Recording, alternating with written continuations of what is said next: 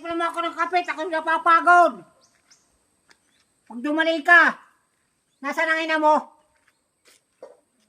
Ha? Oo, bili. Anong binibili? Ba't ka iniwang mag-isa? Hindi ko alam. Ay bakit pinagsisira mo na ang mga kasangkapan natin? Ganda mo, ayos ko ito. Ganda, ayos. Ayos. Ay, di inayos ito, sinira. Ado?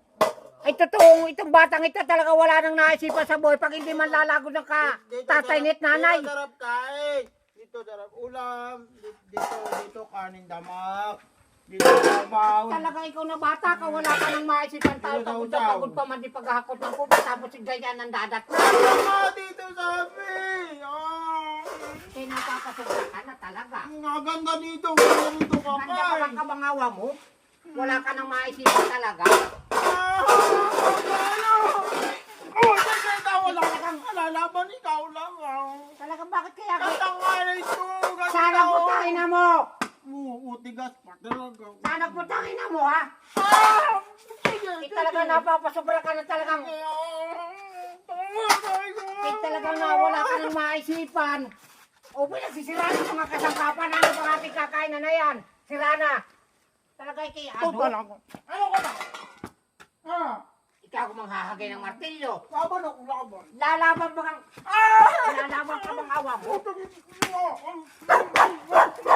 Ikaw pa, Talagang ako. ikay, wala ka nang maisipan talaga. Paano na ito? Sira ng lahat ang gawa. Tanda nga yan. Ganda ba kang kabangawa mo yan? Oo.